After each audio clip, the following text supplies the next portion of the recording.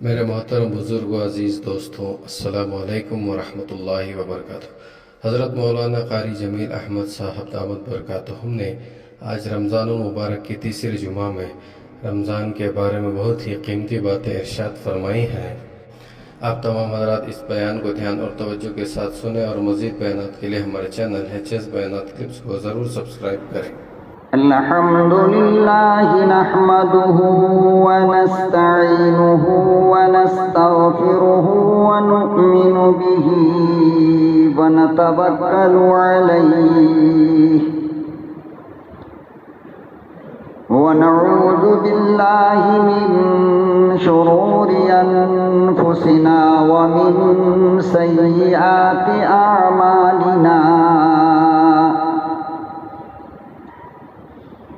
मन यहदिहिल्लाहु फला मुदिल्ल लहु व मन युद्लिलहु फला हादिय लहु व नशहदु अन ला इलाहा इल्लल्लाहु वहदहु ला शरीक लहु ونشهد أن سيدنا ونبينا وشفيعنا وحبيبنا وطبيبنا ومرشدنا ومولانا محمدا عبده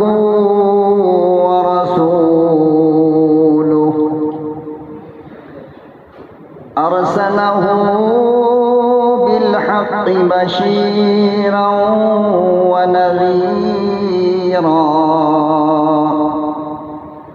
وداعيا إلى الله بإذنه وسراجا منيرا.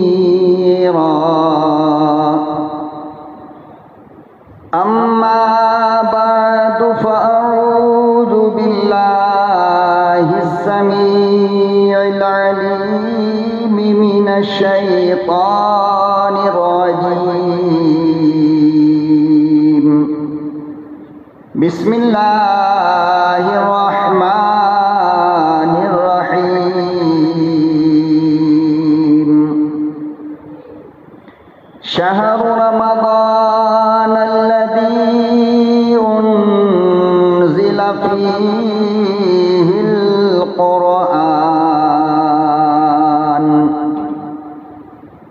وقال النبي صلى الله تعالى عليه وسلم: من صام رمضان إيمانا واحتسابا غفر له ما تقدم من ذنبه. صدق الله مولانا العلي العظيم وصدق رسوله النبي الكريم ونحن على ذلك لمن الشاهدين والشاكرين والحمد لله رب العالمين. दुरूद शरीफ पढ़ ले। अल्लाहुम्मा सल्लि अला सय्यिदिना मुहम्मद व अला आलि सय्यिदिना मुहम्मद व बारिक व सल्लिम। अल्लाहुम्मा सल्लि अला सय्यिदिना मुहम्मद व अला आलि सय्यिदिना मुहम्मद व बारिक व सल्लिम। अल्लाहुम्मा सल्लि अला सय्यिदिना मुहम्मद व अला आलि सय्यिदिना मुहम्मद व बारिक व सल्लिम। निहायत काबिल कदर बुजुर्गों और दोस्तों, मुल्क मिल्लत के प्यारे गयूर नौजवानों, अजीज बच्चों, अल्हम्दुलिल्लाह इस वक्त हम और आप रमज़ानुल मुबारक के मुक़द्दस महीने के मुक़द्दस दिन यानी नमाज जुमा के लिए यहाँ आए हैं और 11 महीनों में जो जुमा आता है उसकी नेकियां फ़कत एक है, यानी एक जुमा पढ़ा तो एक नेकी, लेकिन यही जुमा अगर रमजानुल मुबारक में आ जाए तो 70 जुमे का सवाब मिल जाता है।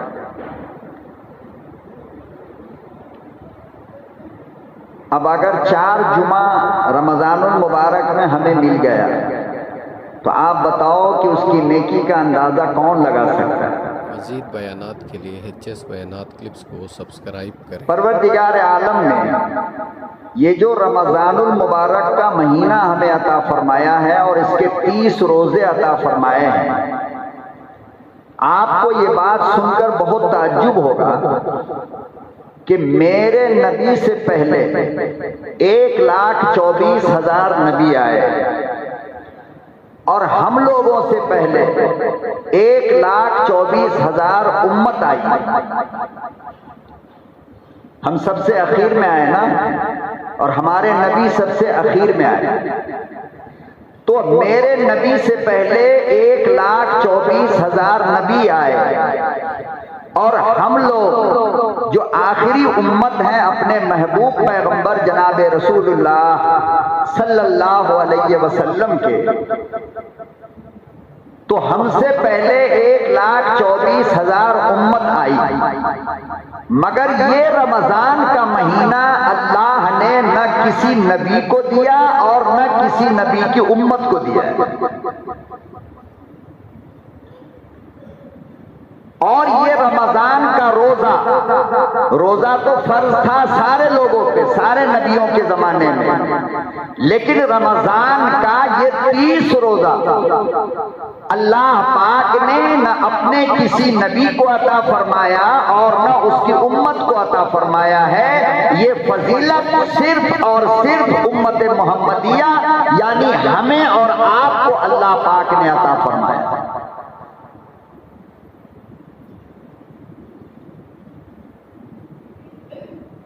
आप अंदाजा लगाएं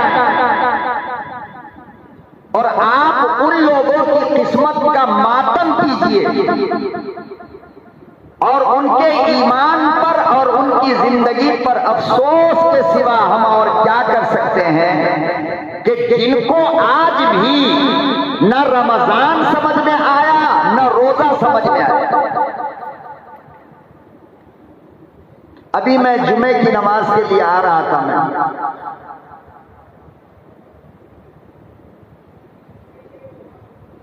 एक 20 या 22 साल का नौजवान लड़का होगा, हल्की हल्की दाढ़ी भी है चेहरे पे और सर पे टोपी भी डाल रखा है। ये देखो गजब।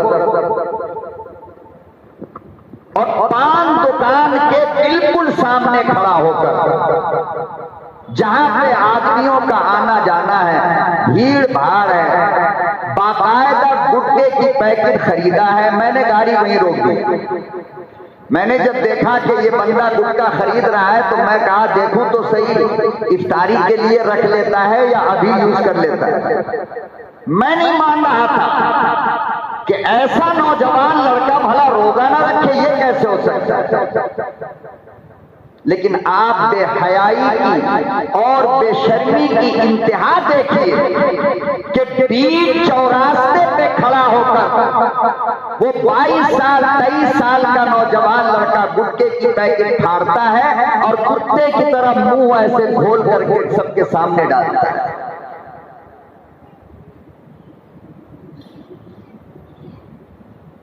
आप बताइए किसी काफिर की नजर अगर उस पर पड़ जाए तो उसको क्या ख्याल आएगा।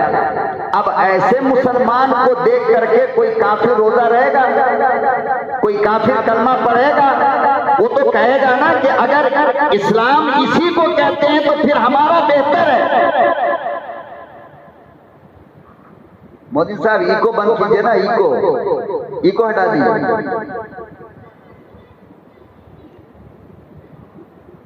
और जिस वक्त ये लड़का अपने मुंह के अंदर इस तरह खुलेआम इस्लाम को चैलेंज कर रहा था, अल्लाह को चैलेंज कर रहा था, कुरान को चैलेंज कर रहा था, इस्लाम को चैलेंज कर रहा था कि तुम जो चाहे कर लो, मैं तो वही करूंगा जो मेरा दिल चाहे। आप बताओ कि अल्लाह की नजर उस पर पड़ी या नहीं पड़ी? इस्लाम बदनाम होता है या नहीं, इस तरह से आप बताओ। अरे तुमको खाना ही था, कहीं छुप करके खा लेता, बाथरूम वगैरह में बैठ के खा लेता, इसलिए कि बाथरूम में और तेरे गुटके में फर्क क्या है? बल्कि बाथरूम से ज्यादा बदबू गुटके की होती, तो वहीं बैठ के खा लेता। लेकिन ये खुल्लम खुल्ला बगावत, गैर मुस्लिम को रोजे का अदब करता हो, गैर मुस्लिम रोजे का एहतराम करता हो, और मुसलमान की नस्ल इस तरह इस्लाम का मजाक उड़ाता हो, फिर हम ये कहें कि साहब हम लोग मारे जा रहे हैं, काटे जा रहे हैं, हम लोगों को भगाया जा रहा है और ये किया जा रहा है। अरे बाबा, इतने कमजोर ईमान को लेकर के तुम इनसे मुकाबला क्या कर पाओगे? मज़ीद बयानात के लिए HS बयानात क्लिप्स को सब्सक्राइब करें।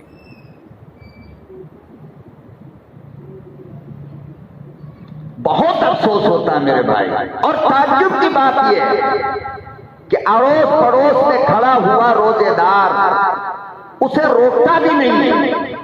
कह रहे ये क्या पागलपन है तेरा, यहां पे क्यों ऐसी हरकतें कर रहा है? कोई मना करने वाला नहीं। और अल्लाह के नबी सल्लल्लाहु अलैहि वसल्लम ने फरमाया कि जब तुम कोई बुराई होता हुआ देखो, मन रआ मिनकुम मुनकरन फल्युगय्यिरहु बियदी, तो पहला काम तो यह है कि हाथ से रोक दो।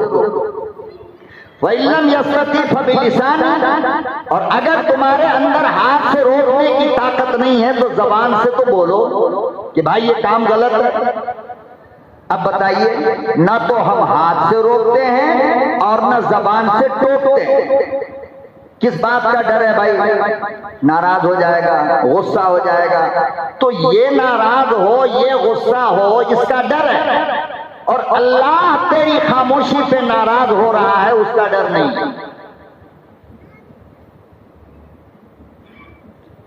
पड़ोस के घर वाले घर के बाहर खड़े होकर के तमाम शैतानी हरकतें करते, और उस बिल्डिंग के अंदर रहने वाला रोजेदार एक लफ्ज नहीं कहता कि ये गलत है। अगर आपको खाना पीना है, आपको पूरा इख्तियार है, आप अपने घर में जाकर के ये काम कीजिए, रास्ते पर ये हरकत हम बर्दाश्त नहीं कर सकते, इसलिए कि ये मामला मेरा नहीं, इस्लाम का मामला है। इससे इस्लाम बदनाम होता है, मोहम्मद अरबी का दीन बदनाम होता है, इसलिए हम बर्दाश्त नहीं कर सकते। आप अपने घर में जाइए। लेकिन हमें क्या जरूरत है?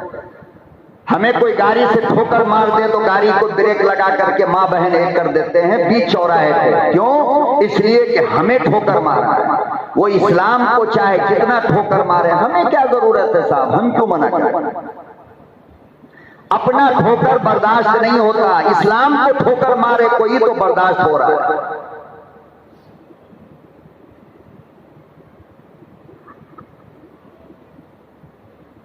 मैं रोजे की हालत में, रमजान के महीने में, और जुमे के 37 दिन और मिंबर रसूल पर बैठ करके मैं आपसे कहता हूं कि जिस दिन आपको अंदाजा हो गया कि रमजान क्या है और रोजा क्या है, खुदा की कसम जान चली जाएगी, रोजा नहीं छोड़ोगे। हम तो चाहते हैं कि रोजे की हालत में मौत आए, हम तो चाहते हैं कि इफ्तार का इंतजार हो और मौत आए, हम तो चाहते हैं कि सहरी के लिए उठे और मौत आए, हम तो चाहते हैं कि तरावी की नमाज हो और मौत आ जाए। अरे बाबा, इतनी आसानी से मौत रमजान में नहीं मिलती है। नहीं मरोगे, नहीं मरोगे, रोजा रखो।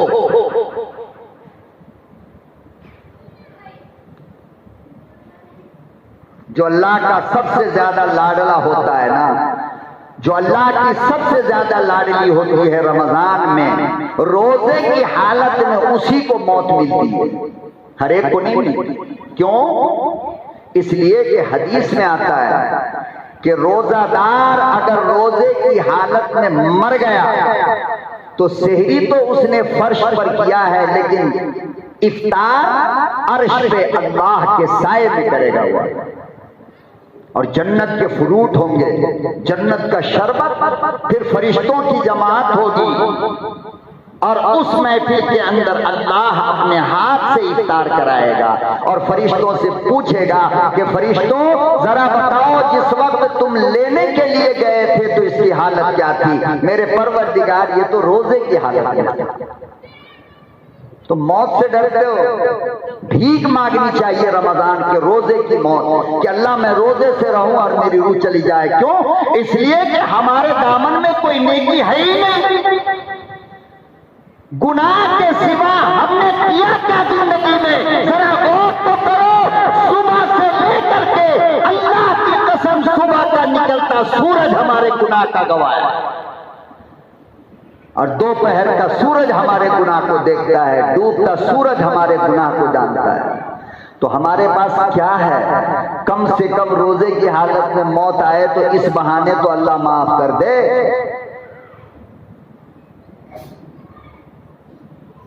बात बस ये है कि हम रमजान को समझ लें कि रमजान है क्या।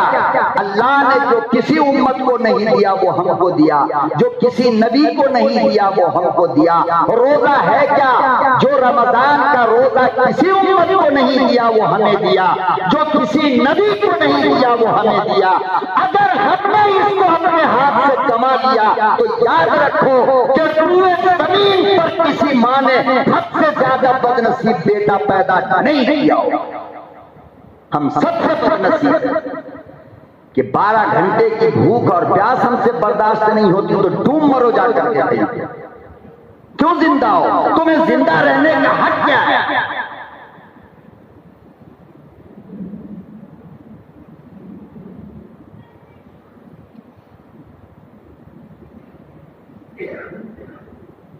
अल्लाहु अकबर व कबीरा। इमामुल अंबिया महबूब किबरिया हजरत मोहम्मद मुस्तफा सल्लल्लाहु ताला अलैहि वसल्लम ने इरशाद फरमाया, लोगों आओ मैं तुम्हें रोजे की एक फजीलत बताऊं।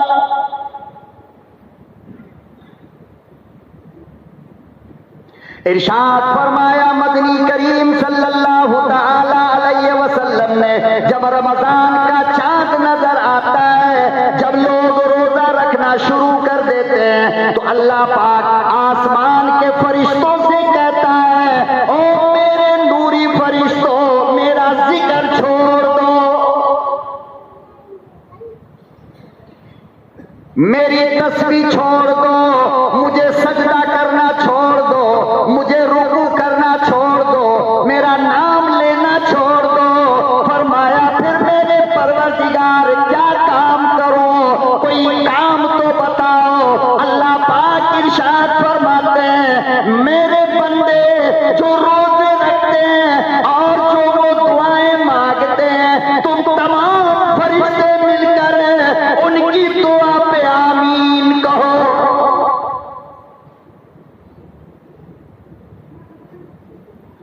मेरा नाम पूरे महीना मत लेना, मेरी जिक्र ना करना, मेरी तस्बीह बयान ना करना, पूरे रमजान के महीने में ओ मेरे फरिश्तों, तुम्हारा बस ये काम है कि रोजेदार की दुआ पर आमीन कहो। ये तो नहीं कहा ना हाजी साहब की दुआ पे आमीन कहना, मौलाना की दुआ पे आमीन कहना, दाढ़ी वाले की दुआ पे आमीन कहना, टोपी वाले की दुआ पे, हाफिज जी की दुआ पे, इमाम काबा की दुआ पर। ये कहा अल्लाह ने? ये कहा? मेरे मुस्तफा फरमाते हैं नहीं, अल्लाह ने बस इतना कहा कि रोजा रखने वाला जब दुआ करे तो आमीन कहो, चाहे वो नमाजी हो, बेनमाजी हो, शराबी हो, जुआरी हो। अरे ये सब कुछ है मगर रमजान से पहले था। अब जब रमजान में रोजा रखता है तो बस रोजा था। तो चाहे वो चोर हो या लुच्चा हो, कोई भी रोजा रखता है ना, रमजान की इज्जत करता है ना, अदब करता है ना। अरे सारी बदमाशी रमजान से पहले की है। फरिश्तों ये बताओ कि रमजान में इसने चोरी नहीं छोड़ा, शराब नहीं छोड़ दिया, गांजा चर्स अफीम पीना नहीं छोड़ दिया? हाँ अल्लाह मियां वो तो है। फरमाया कि बस ये अदब रमजान का काफी नहीं है। इसलिए मैं कहता हूं कि चाहे कितना गुनहगार बंदा हो, अगर रोजे की हालत है और दुआ कर रहा है तो तुम्हारी ड्यूटी यह है जिब्रील अमीन कि आमीन कहो। मेरा नाम लेना बंद करो, मेरी तस्वीर बंद कर दो, बस आमीन कहो रोजेदार। तो फरमाया कि अर्श से लेकर फर्श तक और खुशबू से लेकर समंदर तक, चरिंद से लेकर परिंद तक, पहाड़ से लेकर तक, खुदा की कसम रोजेदार के रोजे के दुआ पर आमीन कहता है। और दिनों में तुम्हें लिख करके देना पड़ता है। जुमे के दिन खतीब साहब अब्बा के लिए दुआ करता। रमजान में अल्लाह क्या कहता है? खतीब की जरूरत नहीं, तू खुद दुआ कर, मेरे अरबों खरब फरिश्ते तेरी दुआ पर आमीन कहेंगे। फिर किसकी ताकत है जो तेरी दुआ को कबूल न करे?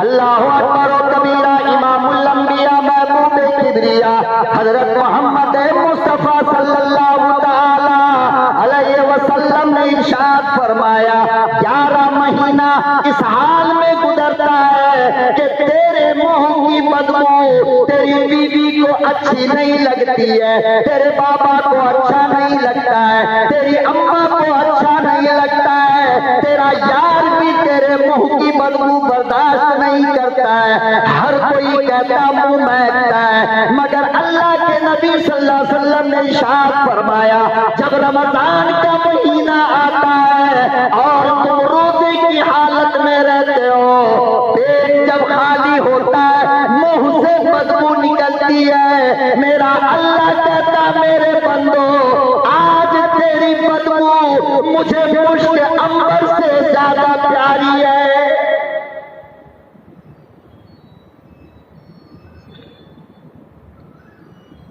आज तेरे मुंह से जो बदबू निकल रही है मुझे मुश्क अंबर से ज्यादा अच्छी लगती है। फरमाया अल्लाह मियां क्यों? इरशाद फरमाया मेरे नाम पर जो भूखा है,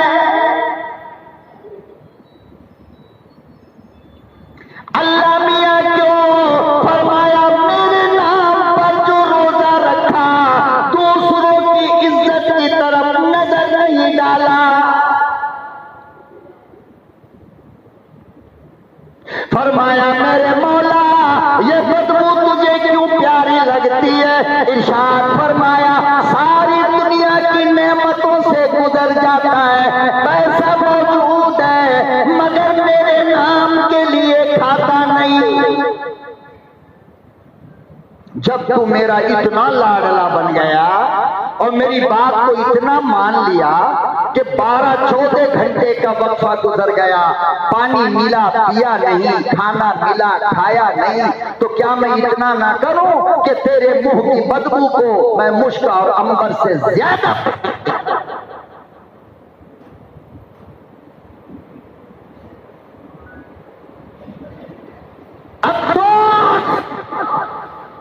अब हमारे अंदर न इंसानियत जिंदा रही, न इस्लाम जिंदा रहा, न ईमान जिंदा रहा। कौन कहेगा तुम्हारे महल्ले को, कौन कहेगा तुम्हारे बाजार को जो मुसलमान का बाजार है, कौन कहेगा तुम्हारे महल्ले को जहां होटलें खुले हो और पर्दा डालकर मुसलमानों को खिलाया जा रहा हो, कौन कहेगा ये मुसलमान का इलाका है? खाली गोश्त की दुकान खोलने से कोई इलाका मुसलमान का नहीं होता। कान खोल करके सुन लो, गोवा के अंदर मुसलमान बिल्कुल नहीं, थोड़े हैं, ईसाई ज्यादा हैं, गोश्त की दुकान तुमसे ज्यादा है, तो क्या वो मुसलमान है?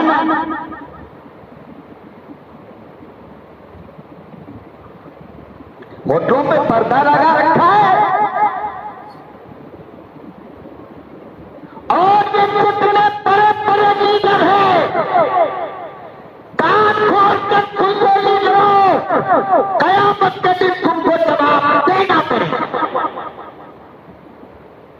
तुम थोड़ी थोड़ी सी बात पर दुकान वालों को वार्निंग देते थे, थोड़ी थोड़ी सी बात पर होटल वालों को वार्निंग देते थे। मैंने तुम्हें ओहदा दिया, मैंने तुम्हें पोस्ट दिया, इतना बड़ा जुर्म करने वालों को तुमने वार्निंग क्यों नहीं दी? अल्लाह महल्ले के बॉस लोगों से पूछेंगे, जो दादा बने फिर रहे हैं ना पूरे इलाके में, मैं मेरे नाम का ये, मेरे नाम का वो, मैं लीडर, मैं मेंबर, मैं फलाना, मैं ठिकाना, मैं कोई पालिया का बॉस, मैं कोई पालिया का दादा, सारी दादागिरी अल्लाह कयामत के दिन निकालेगा। मजीद बयानात के लिए HS बयानात क्लिप्स कि दुनिया के मामलात में तुम्हारी ताकत इतनी हो जाती थी, मगर दीन का मजाक लोगों ने उड़ाया, तुमने कब मना किया है? किसको तुमने समझाया? किसको तुमने रोका? अरे बीवी के साथ जा रहे हो, अल्लाह ना करे कोई बदनसीब तुम्हारी बीवी के निकाब को पकड़कर बस थोड़ा सा खींच ले, तुम्हारी नजर पड़ जाए, क्या करोगे? फूल का हार डालोगे? बोलो ना, फूल का हार डालोगे या बेचारे की जिंदगी का आखिरी दिन होगा वो? तो बीवी की बेइज्जती आपको बर्दाश्त नहीं हो रही है, इस्लाम की बेइज्जती को घोट घोट कर पी रहे हो, शर्म आनी चाहिए। जिस चीज से इस्लाम, कुरान, ईमान बदनाम हो रहा हो, आप उसे बर्दाश्त कर रहे हो। अल्लाह ने आपको साहिब ताकत बनाया है। मैं कसम खाकर कहता हूँ, पूरा महल्ला और महल्ले के लीडरान, बड़े बड़े जिम्मेदारान अगर मीटिंग कर ले रमजान से पहले कि इस महल्ले में कोई होटल दिन के वक्त नहीं खुलेगा, किसी माँ ने इतना दूध पिलाया है जो खोलकर बैठ जाए, हर मस्जिद से ऐलान करवा दो। लेकिन नहीं, हमें क्या मतलब है भाई? हमारा तो नुकसान है क्या? इस्लाम का नुकसान हो रहा है, दीन का नुकसान हो रहा है, हमें क्या? हाँ, ये जवाब तुम्हें कयामत के दिन अल्लाह को देना है, हर हाल में देना है। ये मेरे नबी ने फरमाया है।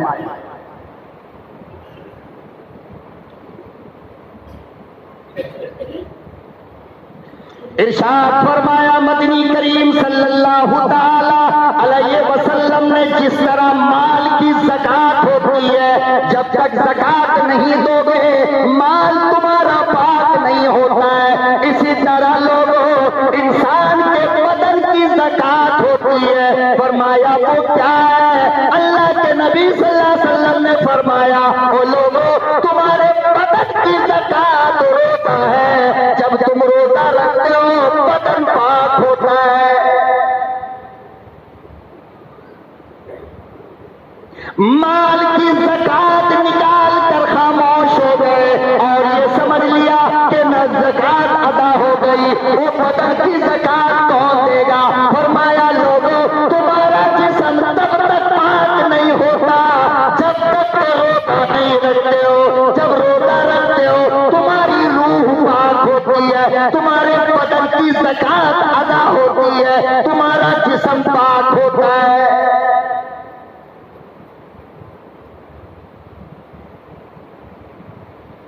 मर जाए मौलवी चिल्ला चिल्ला कर, चीखे मार मार कर, मगर हमारी कौम जो ब्लूटूथ दोनों कान में फंसा करके बैठा है, उसके दिमाग तक बात जाती ही नहीं।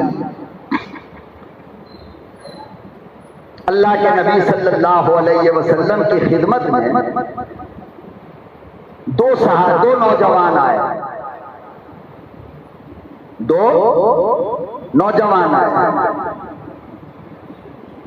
और आकर के सरकारे दो जहां के दस्ते मुबारक पर हाथ रखा और कलमा पढ़ा।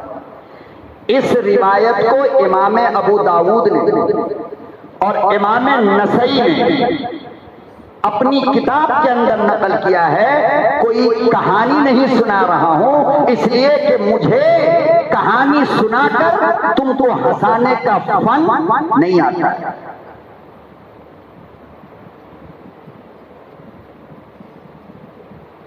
दोनों जवान आए और कलमा पढ़ा। जब कलमा पढ़ लिया तो सहाबी बन गए। क्या बन गए? सहाबी।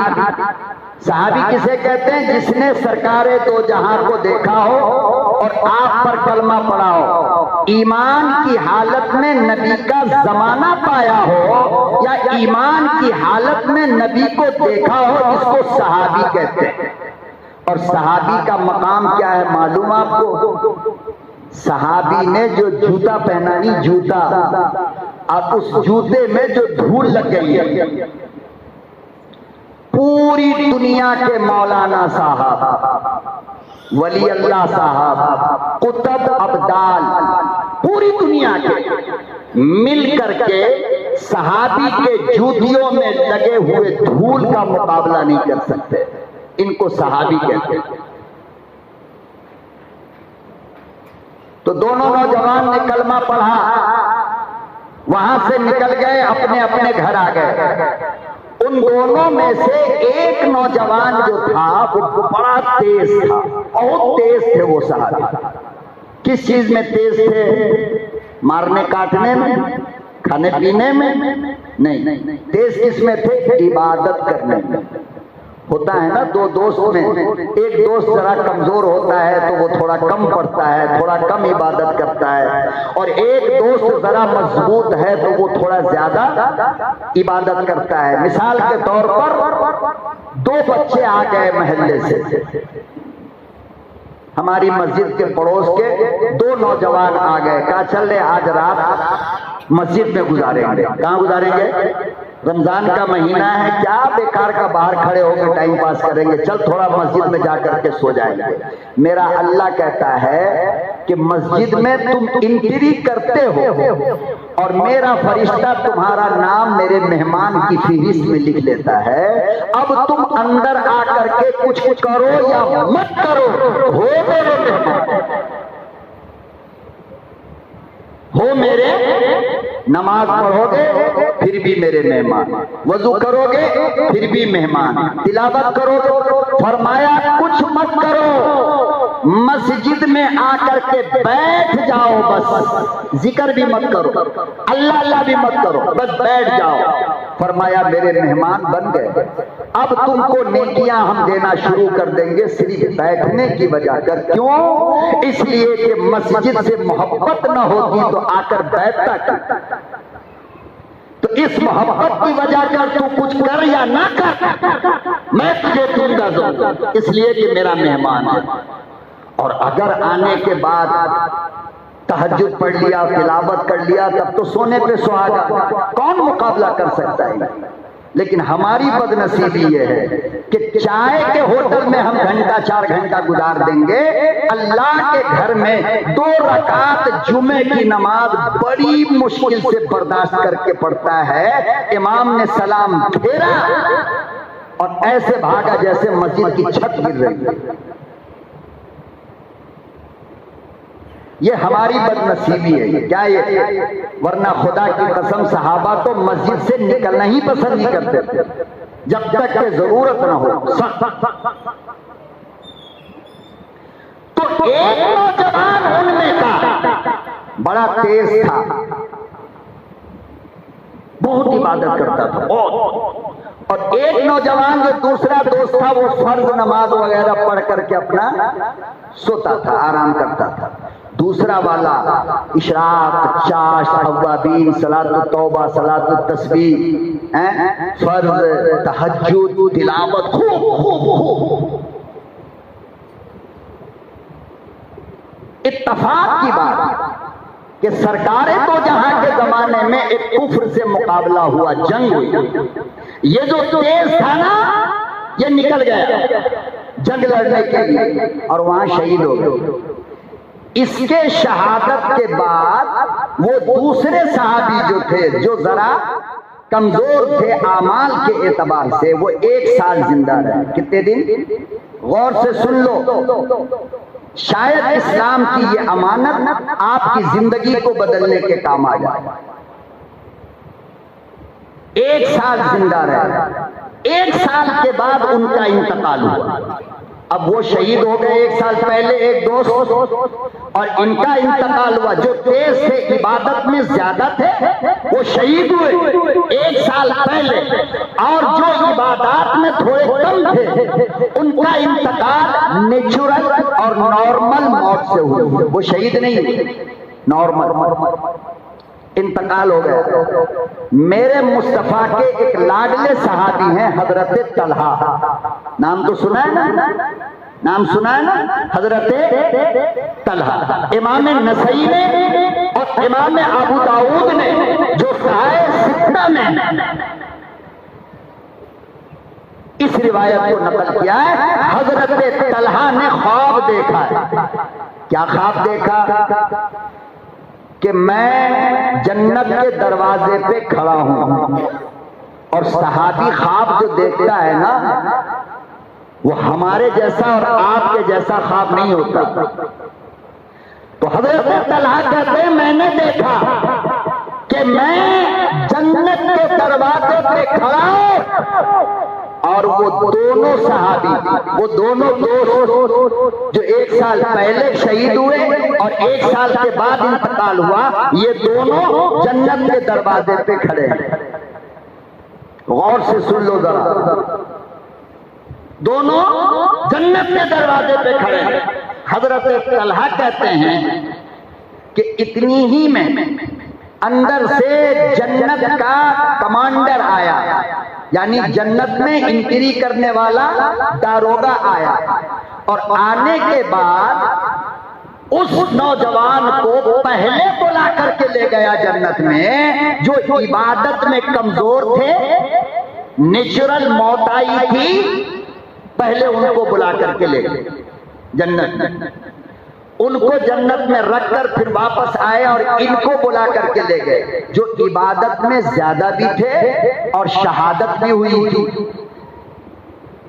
ये मंजर देखने के बाद हजरत तलहा से उस दारोगा ने कहा कि अभी आप वापस चले जाइए, आपको जन्नत में आने का अभी वक्त नहीं हुआ है। क्यों? इसलिए कि अभी आप जिंदा हैं और जन्नत मरने के बाद में। हजरत तलहा वापस आ गए, ख्वाब पूरा हुआ, नींद खुली।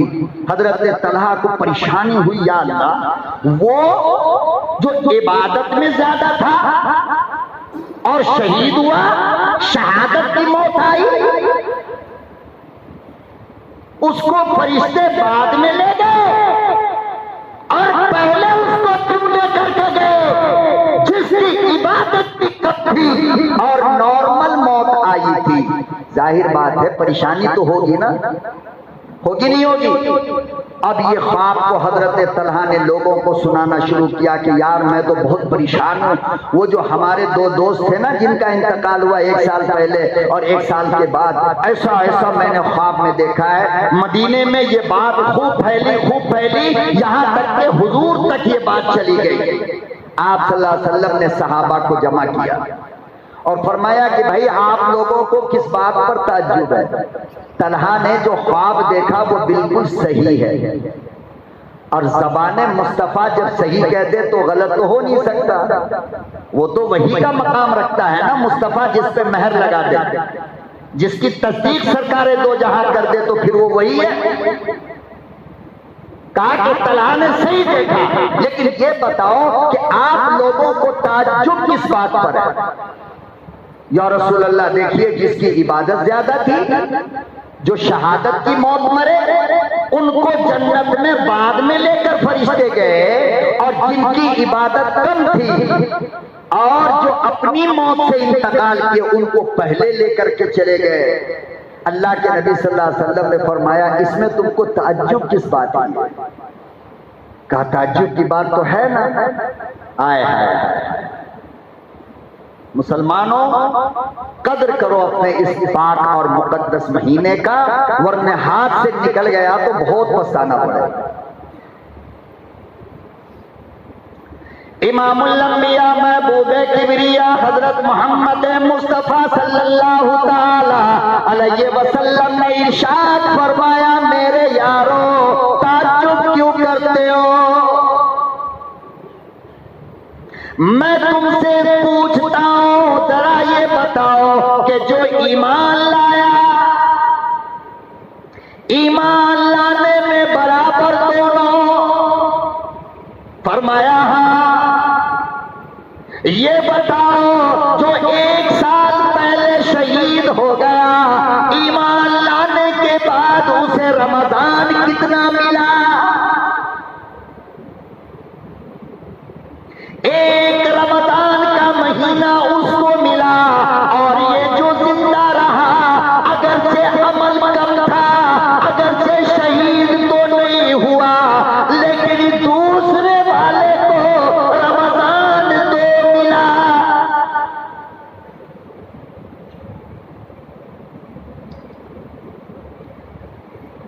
फरमाया मेरे साथियों क्या बताओ, रमजान का मकाम शहादत से बड़ा है। रमजान जिसको ज्यादा मिल गया, अमल उसका ज्यादा हो गया, इसीलिए कम अमल वाला पहले जन्नत में गया।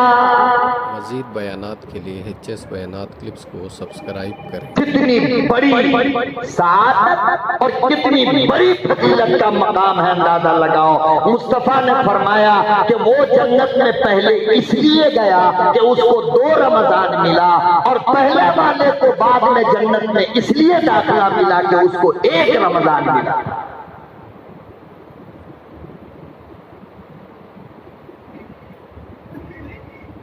अब अगर हमें न समझ में आए, न रमजान समझ में आए, न सेहरी समझ में आए, न इफ्तार समझ में आए, न तरावी समझ में आए, तो फिर तो हमको समझाने के लिए अल्लाह का हथौड़ा ही चलेगा, तभी समझ में आएगी हमारी खोपड़ी में बातें, वरना समझ में नहीं आएगा। समझ में आएगा तो ये समझ में आएगा, वे भूखे रहेंगे तो गैस बनेगा, भूखे रहेंगे तो प्यास लगेगी, भूखे रहेंगे कमजोरी हो जाएगी, भूखे रहेंगे काम नहीं कर पाएंगे, भूखे, ये वो ऊट पटांग सब ख्याल दिमाग के अंदर आएगा। लेकिन ये बात समझ में नहीं आएगी कि जब तुम सेहरी में उठते हो और खाने के लिए खजूर अपने हाथ से लेते हो, तो मेरा अल्लाह कहता है फरिश्तों बरकत की दुआ करो। क्या कर दो? और इतनी दुआ करो कि 11 महीने के खाने से जो कुव्वत इसको न मिली, एक खजूर के अंदर मैं वो कुव्वत डालना चाहता हूं। ये समझ में नहीं आएगी आपको, ये बात समझ में नहीं आएगी कि इफ्तार के वक्त जब तुम बैठते हो तो अल्लाह को कितना फख्र आप पर होता है, अल्लाह कितना खुश होता है। आय हाय मेरा बंदा, क्या कहता है अल्लाह? मेरा बंदा। जैसे माँ कहती है मेरा लाडला, मेरा बेटा, इफ्तार के वक्त वैसे अल्लाह कहता है मेरा बंदा। फरिश्तों ये मेरा बंदा है, मौलाना है ठीक है, जाहिल है ठीक है, नमाजी है ठीक है, बेनमाजी ठीक है, बाद में चोरी करता है ठीक है, कोई बात नहीं, इस वक्त रोजा है, इसलिए क्या है? मेरा बंदा है, मेरा लाडला है, मेरा प्यारा है। फरिश्तों जरा सुनो तो, मेरा बंदा क्या मांग रहा है? अल्लाह मियां जन्नत मांग रहा है। अल्लाह कहता है गवाह हो जाओ और लिख दो इसके नाम पर जन्नत। ये चीज समझ में हमको कब आएगी? अल्लाह बेहतर जाने। अल्लाह पाक हमें और आपको अमल की तौफीक अता फरमाए। रमजान की कदर कर लो भाई, रोजे की कदर कर लो, फिर ये मेहमान चला जाएगा। खुदा की कसम सेहरी में न कोई जगाने वाला होगा, न कोई इफ्तार पर इंतजार करने वाला मिलेगा। आज ये मौसम है, सीजन है नेकियों का, इबादत का लूट लो, जितना लूटना चाहते हो इबादत लूट लो। अल्लाह पाक हमें अमल की तौफीक अता फरमाए। रोजे के आदाब, बैठे रोजे के आदाब का ख्याल रखने की तौफीक अता फरमाए।